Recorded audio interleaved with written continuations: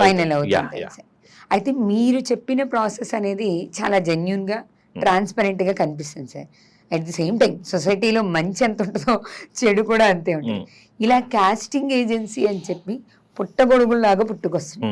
మీరు మనం ప్రజెంట్ ట్రెండ్లో ఉన్న దాని గురించి మాట్లాడుకుంటే ఇన్స్టాగ్రామ్ ఓపెన్ చేయండి, ఎవరైనా ఒకళ్ళిద్దరు అమ్మాయి ఆర్ అబ్బాయి ఆ సైడ్ ఇంట్రెస్ట్ చూపిస్తున్నారు అనగానే దాంట్లోంచి విపరీతమైన యాడ్స్ వస్తున్నాయి. ఇన్ని యాడ్స్లో ఇన్ని ఏజెన్సీస్లో అసలు దేన్ని నమ్మాలి దేన్ని నమ్మకూడదు ఎలా? ఎస్పెషల్లీ అమ్మాయిల విషయం అయితే ఇది కొంచెం క్రిటికలే కదా. ఇప్పుడు అమ్మాయికి యాక్టింగ్ మీద ఇంట్రెస్ట్ ఉండకూడదు అనేది ఏం లేదు, ఉండొచ్చు కదా సార్. ఇప్పుడు అమ్మాయిలు యాక్టింగ్ మీద ఇంట్రెస్ట్ ఉండొచ్చు, కానీ ఆ ఇంట్రెస్ట్ వాళ్ళు ముందుకెళ్తున్నప్పుడు అక్కడ ఉన్న సిచ్యువేషన్స్ ని వాళ్ళు ఎలా ఫిల్టర్ చేసుకోగలుగుతారు, ఎలా సెలెక్ట్ చేసుకోవాలి? మీరు అడిగింది గుడ్ క్వశ్చన్ అండి. ఇందులో పెద్ద రాకెట్ సైన్స్ లాగా నేను చెప్పాల్సింది కూడా సింపుల్ అండి. ఏ సోర్స్ నుండి వచ్చింది? ఇప్పుడు మీరు ఇన్స్టాగ్రామ్ అన్నారు కదా, ఇన్స్టాగ్రామ్లో ప్రొఫైల్ చూడాలి వాళ్ళది. వాళ్ళ ఎవరైతే పోస్ట్ చేస్తారో వాళ్ళ ప్రొఫైల్ చూడాలి. చూసి వాళ్ళ ప్రీవియస్ వర్క్స్ చూస్తే మనకు కొంచెం జడ్జ్ చేయొచ్చు ఎవరు జెన్యున్ కాదని చెప్పేసి. ఈవెన్ ఫేస్బుక్ అది ఇది అంటే అఫ్కోర్స్ మీరు అన్నట్టు కొందరిని జడ్జ్ కొన్ని రీషేర్ అవుతూ ఉంటాయి. ఎక్కడెక్కడ ఎవరో ఫార్వర్డ్ చేస్తారు అట్లా కూడా అవుతుంది. అట్లాంటప్పుడు ఏంటంటే ఇందులో మనము ఎంతోమంది ఫ్రాడ్ ఉన్నారు, వాళ్ళందరినీ కంట్రోల్ చేయగలగం అంటే కష్టమే. ఎంతోమంది ఫ్రాడ్ ఉన్నారు కాబట్టి వాళ్ళని మనం కంట్రోల్ చేయలేము. ఎవరు కంట్రోల్ చేయగలగాలో మనల్ని మనం కంట్రోల్ చేసుకోవడమే. ఎస్పెషల్లీ నేను గర్ల్స్కి చెప్పేది కూడా అదే, ప్రిపేర్ కండి. దేనికన్నా అంటే మేబీ ది అదర్ సైడ్ తెలియనప్పుడు, ఇప్పుడు మాదంటే మా ప్రొఫైల్ చూసి తెలిసిపోతుంది ఏందనేది చెప్పి అట్లా చాలామంది తెలుస్తాయి, ప్రొఫైల్స్ తెలుస్తాయి. తెలియని వాళ్ళు ఎలా అనానిమస్గా కనబడ్డారు అన్నట్లుంటే ప్రిపేర్ ఫర్ ద వర్స్ట్ అని అంటాను. వర్స్ట్ అని ఇన్ ద సెన్స్ వర్స్ట్ అనేది కాదు, ఒక నెగిటివ్ అయితే ఎలా హ్యాండిల్ చేయాలి అనే దాని మీద కూడా ప్రిపేర్ కావాలి అని అంతే. అంటే ఇప్పుడు వాడు ఫ్రాడ్ అయితే వాళ్ళని ఎలా హ్యాండిల్ చేయాలి అనే దాని మీద మెంటలీ ప్రిపేర్ అయినారు అనుకోండి, ప్రాబ్లమే ఉండదు. అంటే కొన్ని ఎలా మరి అక్కడ ఎలా అంటే కొన్ని తెలుస్తాయి, సంకేతాలు అందుతాయి. వాళ్ళు అడిగే విధానం కానీ అది కానీ సంకేతాలు అందితే అర్థం చేసుకోవచ్చు.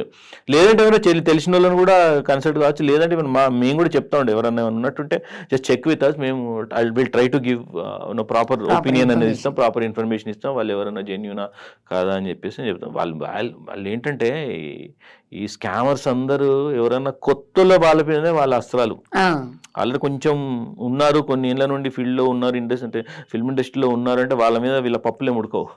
ఎవరైనా కొత్తలా వాళ్ళు ట్రాప్ చేసేది కొత్త వాళ్ళనే. సో అందుకే కొత్త వాళ్ళు ఎప్పుడు విక్టిమ్స్ అయ్యేది ఎక్కువ. కొత్త వాళ్ళు కొంచెం జాగ్రత్తగా ఉండాల్సిందే. ఏం లేదు గర్ల్స్కి, ఎస్పెషల్లీ గర్ల్స్ మీరు అన్నట్టుగా వైనాట్ గర్ల్స్ కూడా చేయొచ్చు, చేస్తున్నారు కూడా. ఐ మీన్ యాక్టింగ్ వైనాట్, ఎవరి ఇంట్రెస్ట్ వాళ్ళది. సో అప్పుడు ఏంటంటే వాళ్ళు కొంచెం వాళ్ళంతా వాళ్ళు కొంచెం స్ట్రాంగ్ ఉండాలి, మానసికంగా స్ట్రాంగ్ ఉండి వాళ్ళను స్కామర్స్ అయితే ఎలా హ్యాండిల్ చేయడానికి దానిపైన వాళ్ళు రెడీ అయి ఉంటే, ప్రిపేర్ అయినారు, మెంటల్ ప్రిపేర్ అయి ఉంటే ఇబ్బంది ఉండదండి. ఏదైనా మన ఎక్స్పెక్టెన్సీ మేనేజ్మెంట్ జనరల్ కోర్స్ ఉంటుంది. So everything depends upon our expectation. దాన్ని కనుక మనం కంట్రోల్లో పెట్టుకోగలిగితే ఎలాంటి ఇబ్బంది ఎవరికీ ఉండదు. అది ప్రాబ్లం అయితే రాదు. ముందు మనం ఏదో మనకి క్యారెక్టర్ వచ్చేసేయాలి, కనిపించేసేయాలి, ఇట్లా ఎక్కువ ఇంట్రెస్ట్ కనుక వెళ్ళిపోతూ ఉంటే ఎక్కడైనా ప్రాబ్లం రావచ్చు. మనం కీన్ గా అబ్జర్వ్ చేస్తే తెలుసుకోవాలి. కొంచెం వర్క్ చేయాలి, కొంచెం తొందరపడకుండా కొంచెం దానిపైన. ఇప్పుడు మ్యాక్సిమం చాలా మంది ఎవరు పోస్ట్ చేసినా కూడా వాళ్ళ కంపెనీ తాలూకు ఏదైనా ఒకటి ఇస్తారు, కొందరు ఇవ్వరు. చాలా మటుకు ఏంటంటే ఈ చిన్న వాళ్ళు ఏంటంటే వాళ్ళకి వెబ్సైట్ అంటే ఇన్స్టాగ్రామ్ అకౌంట్ ఉండదు, ఫేస్బుక్ ఉండదు, వాట్సాప్లో బిజినెస్ అకౌంట్ ఉండదు, కొన్ని ఇన్ఫర్మేషన్ తెలియని వాళ్ళు కూడా ఉంటారు. అప్పుడు చూసుకోవాలి, సర్కిల్లో చూసుకోవడం వేసుకోవాలి. తొందర పడ్డా కూడా పోయిందేమో లేదండి. ఇప్పుడు ఫొటోస్ మహా అంటే ఏమైతే ఫొటోస్ వెళ్తాయి, నన్ను అడిగితే ఫొటోస్ వెళ్తాయి, వీడియోస్ వెళ్తాయి. మిస్యూజ్ చేయొచ్చు కదా. మిస్యూజ్ అంటే మీరు మామూలుగా మీరు ఇప్పుడు ఇన్స్టాగ్రామ్లో కూడా పబ్లిక్గా ఫోటోలు పెడతాం, వీడియోలు పెడతాం, మన పెడతాం, అంటే గర్ల్స్ పెడతారు. వాటిని కూడా డౌన్లోడ్ చేసుకొని మిస్యూజ్ చేసే వాళ్ళు ఎట్లా మిస్యూజ్ చేస్తారు. సో అది ఉంది, ఆ భయం అనేది ఉంది. ఈ భయం మరి వాళ్ళని మనం కంట్రోల్ చేయగలుగుతామా స్కామర్స్ అంటే ఐ డౌట్. వాళ్ళు కూడా పుట్టుకొస్తూ ఉంటారు, పుట్టగొడుగులా ఒకటి పోతే వస్తూనే ఉంటాడు.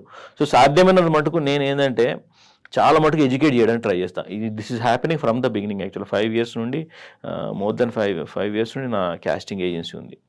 సో మొదటి నుండి నేను ఏంటంటే ఈ విషయంలో చాలా పర్టికులర్గా ఉన్నా. సాధ్యమైనంత మటుకు ఎడ్యుకేట్ చేద్దాము యాక్టర్స్ని. ఎందుకంటే మోసపోకూడదు. మోసపోతే మంచి ఆర్టిస్టులు రారు.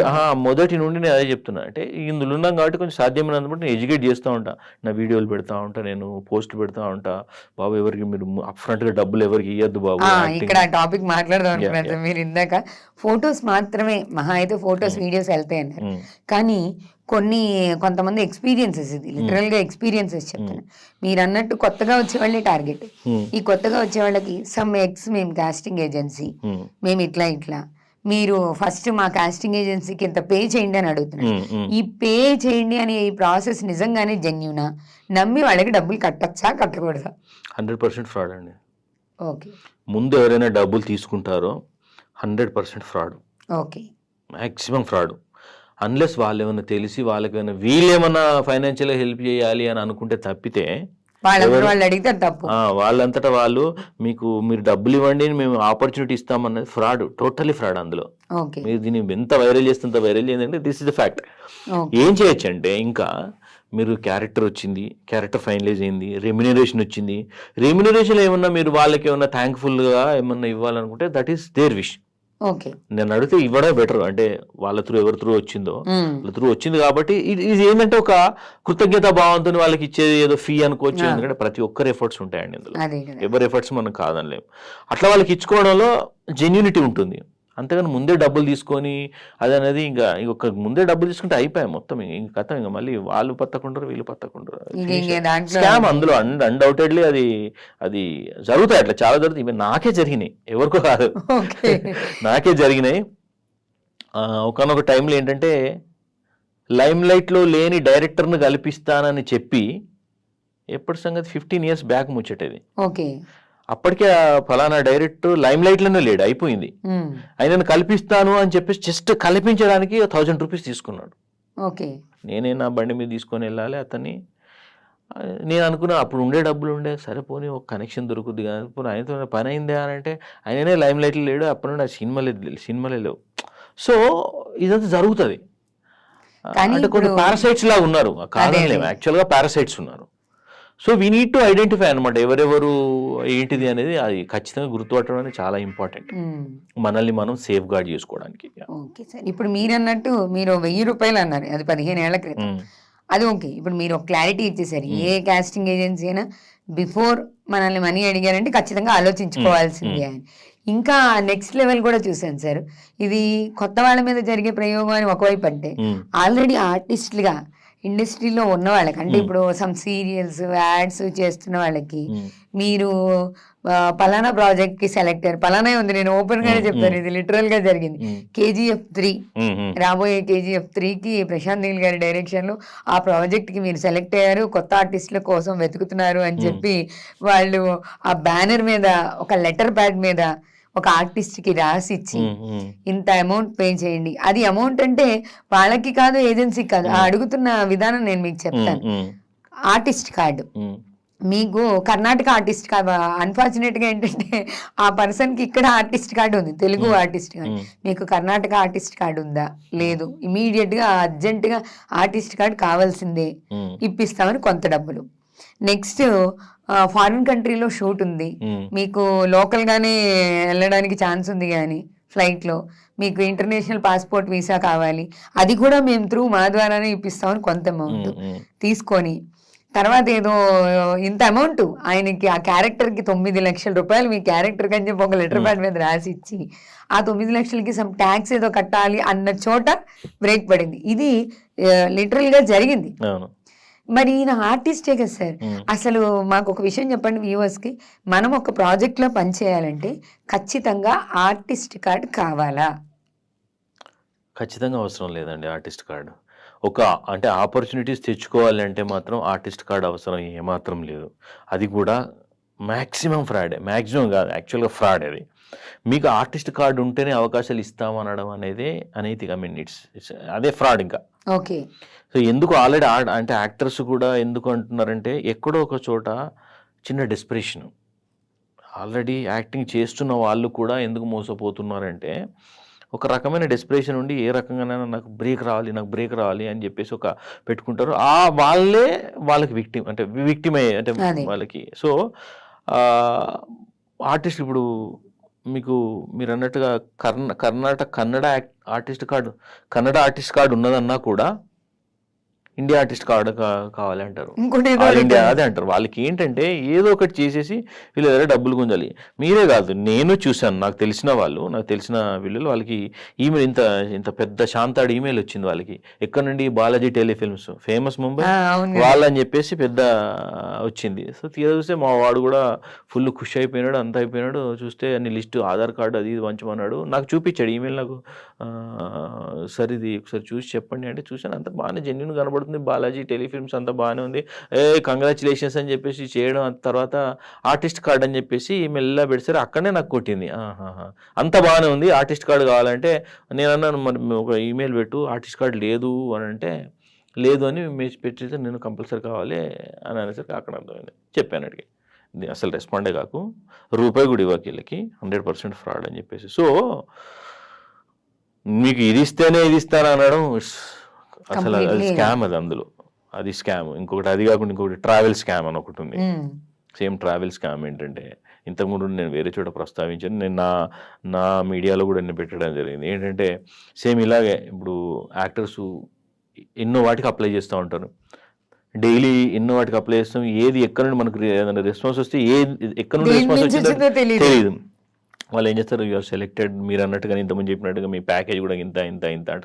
ఫస్ట్ ఆఫ్ ఆల్ ఏంటంటే అండి సింపుల్, మనం ఏం ఆడిషన్ ఇవ్వకుండా అసలు ఇంకా మా వీడియోలు కూడా పంపకుండా, ఆడిషన్ ఇవ్వకుండా వాళ్ళ క్యారెక్టర్ సెలెక్ట్ అయినారు, మీ పేమెంట్ ఇంత అని అనగానే మీరు అక్కడే క్లోజ్ చేయొచ్చు. ఎందుకంటే ఒక క్యారెక్టర్ రావాలంటే ఒక ప్రాసెస్ ఉంటుంది, ఆడిషనింగ్ ఉంటుంది, లుక్ టెస్ట్ ఉంటుంది, 1-2 సార్లు పిలుస్తారు, మళ్ళీ దాన్ని రీఆడిషన్ రీటేక్ చేయమంటారు, ఇన్ని ఉంటుంది యాక్చువల్గా. సో సింపుల్గా వచ్చింది అని చెప్పేసి ఖుషి అయిపోయినారు అనుకోండి, విక్టిమ్స్గా అయిపోతారు. సో ఏదైనా షార్ట్ కట్ అని అనుకుంటే ఇలాంటివి జరుగుతాయి. షార్ట్ కట్ కావాలి, ఎందుకంటే ఒక ప్రాసెస్ ఉంటుంది, ఇట్స్ ఎ ప్రాసెస్. మీరు వరల్డ్ వైడ్ ఎక్కడికైనా వెళ్ళండి, ఒక క్యారెక్టర్ రావాలి అంటే దానికి ఒక ప్రాసెస్ ఉంటుంది. ఎస్టాబ్లిష్డ్ యాక్టర్లను పక్కకెట్టేస్తే, సెలబ్రిటీలను పక్కకెట్టేస్తే, ఈ స్ట్రగ్లింగ్లో ఉన్న వాళ్ళందరికీ ఒక ప్రాసెస్ ఉంటే ఫస్ట్ ఒక ఆడిషన్ ఒక్కటి పిలుస్తారు, మళ్ళీ పిలుస్తారు, మళ్ళీ కాస్ట్యూమ్ వేసుకొని ఉంటుంది, ఇన్ని రకాలుగా ఉంటాయి అనమాట. ఇదేం లేకుండా టక్కన వచ్చేసింది, మీకు ఆపర్చునిటీ వచ్చింది, మీకు ఇంత పేమెంట్ మేము అది తీసుకుపోవాలంటే అంతే సింపుల్గా అప్ ఫ్రంట్గా రిజెక్ట్ చేయొచ్చు. లేదంటే మా దృష్టికి తెచ్చినా మేము చూసి చెప్తాం అది ఎంత మటుకు వ్యాలిడ్ అనేది. మీకు తెలిసిన వాళ్ళు మీ దాకా రాగలిగిన వాళ్ళు ఓకే, అసలు రాలేని వాళ్ళు వీడియో అప్ ఫ్రంట్ రిజెక్ట్ చేయొచ్చు. ఓకే, ఎందుకంటే నేను చూశాను వాడు అసలు కనీసం వీడియోలు పెట్టి అసలు ఏదో క్యారెక్టర్ సెలెక్ట్ అయినారు అన్నదానికి కూడా ఆడిషన్ చేయాలి కదా, ఆడిషన్ చేయకుండానే మీరు సెలెక్ట్ అయినారు అనగానే అయిపోయింది అక్కడ. అసలు ఒక డైలాగ్ కూడా వేరే. అదేంటంటే ఒక జెన్యూన్ సోర్సెస్ నుండి వస్తే ఇట్స్ డిఫరెంట్, జెన్యూన్ సోర్సెస్ నుండి కూడా వచ్చినా కూడా ఇప్పుడు అట్లా సెలెక్ట్ అయ్యేంటే నాన్ డైలాగ్ క్యారెక్టర్స్ ఏమన్నా కొన్ని సెలెక్ట్ అవుతాయి. బట్ ఏది లేకుండా టక్కనే ఈమెయిల్ వచ్చేసింది, మీరు పంపించినా మీరు సెలెక్టెడ్ అని కాగానే అప్ ఫ్రంట్గా డిసైడ్ చేయొచ్చు. కానీ ఫ్రాడ్ కూడా చాలా పకడ్బందీగా చేస్తున్నారు కదా సార్. అందుకే కదండి ప్రశాంత్ నీల్ అని లెటర్ ప్యాడ్ మీద అసలు వాళ్ళు లెటర్ ప్యాడ్ మీద ఇవ్వడం, దానికి రెమ్యునరేషన్ చెప్పడం, వీళ్ళు సినిమా స్టోరీ చెప్పడం. ఎంతసేపు అండి ఫ్రాడ్ చేయాలంటే అన్ని కంప్యూటర్లో కొట్టేస్తే మీరు అన్ని తయారు చేస్తారు. ప్రశాంత్ నీల్, యష్ రాజ్ ఫిల్మ్స్ అందరికి కొట్టేయచ్చు, పెద్ద ఇబ్బంది ఏం కాదు. ఇప్పుడున్న టెక్నాలజీ, డెవలప్ అయిన టెక్నాలజీ ప్రకారం మీకు లెటర్ ప్యాడ్ పుట్టించడం పెద్ద కష్టమైన పనేం కాదు, స్టాంప్ వేయించడం అన్ని పాసిబుల్ అవుతాయి, అన్ని పాసిబులే. సో కాకపోతే కనుక్కోవాలి. ఇప్పుడు ఏంటంటే షార్ట్ కట్లు తీసుకోవాలనుకున్న వాళ్ళే మోసపోతారు.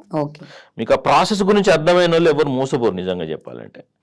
ఇప్పుడు మేము ఎంతోమందికి 5 years నుండి ఎంతోమందికి మేము ఆపర్చునిటీస్ ఇప్పించామండి. చాలామంది మీకు ఇప్పుడు దేవకట్ట గారి ప్రాజెక్ట్ ఉంది, వెబ్ సిరీస్, నేనే క్యాస్టింగ్ డైరెక్టర్. అందులో చాలామంది కొత్తలు, చాలామంది అంటే చాలామంది. ఇప్పుడు ఆ వెబ్ సిరీస్ బయటపడితే తెలుస్తుంది